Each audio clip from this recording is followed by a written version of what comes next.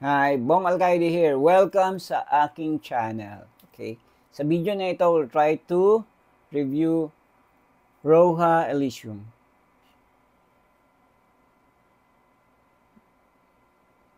Salamat nga pala kay Romel Gomez. Pinahiram sa atin to. Binenta ko na kasi yung ganito ko eh. Yes, this one, we'll try to review. We'll try to check. Check natin muna sa Fragrantica and then itatry kong i-review on my own sa sarili ko.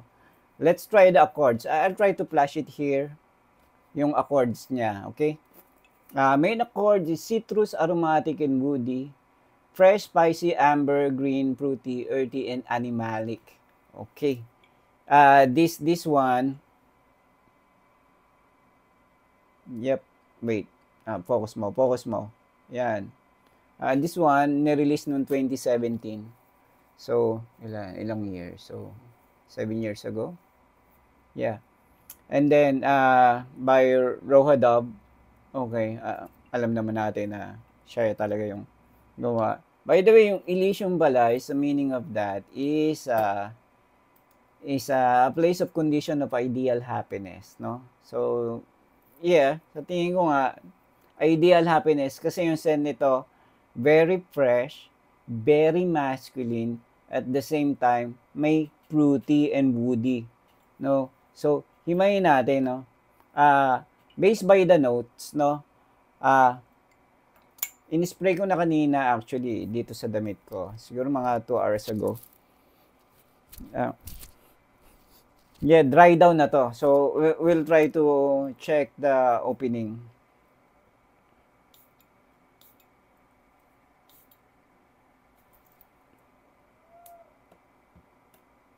Yeah. So, opening is grapefruit, lime, may konting spice, and musk. May naamoy akong musk. Anyway, yung mga notes nito, describe natin, no? Sa top notes niya is the lemon, bergamot, grapefruit, that's yung naamoy ko. And then may lime. Yeah, kasi citrus siya eh. And then lavender, thyme, artemisia, and musk. And sa heart notes is lily of the valley, rosa de mai, jasmine de grass, apple, and blackcurrant. And then on the base note, ang daming ingredients eh, ang daming notes eh. Galbanum, pink pepper, cyproyl, vetiver, cedarwood, juniper berry, vanilla, leather, ambergris, and moss. Okay? Those are the few, no? Those are the few. Kasi ang based dun sa sa website nila. Pero to me, I'll try to sa opening kasi mas prominent yung grapefruit and fruity niya. So, yep. And then yung dry down nasa damit ko na. Well, yep. Sa dry down kasi parang siyang andun pa rin yung fruitiness niya. Andun pa rin yung grapefruit na amoy ko, but more on woody. Woody na fresh, parang ganon. So kasi nandun na yung may bergamot din siya. So naamoy ko rin 'yon. So yeah, it's wood fresh, ideal to sa kahit na anong weather, at least to me. Kasi kahit umulan, I think pwede. Sa gabi pwede. Date night pwede rin. Pero ideal talaga to sa summer.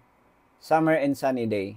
Talagang ilalaban ka nito. Kasi yung grapefruit niya at yung vetiver niya, and then the woody, talagang equals to masculine and clean and fresh. So, yeah, may kamahalan lang siya talaga. I think last time I checked, 2 years ago, it's 13K. I don't know, baka 15K na to ngayon as of this video. I think, no? So, that's it, from me. So, ayun. Yep. I-spray ko ulit. Ang bango eh. Yep. Bango talaga. Lalo sa dry down, yung fresh fruit and wood, ando doon. So, lalaking lalaki. The masculinity is nando doon pa rin. But, fresh. and fruity. Pero hindi yung fruiting matamis yung fruity na fresh and then masculine dahil dun sa wood and vetiver. So yeah, that's it. Sa video na to. Thank you for watching and thank you for staying this long. Thank you. See you.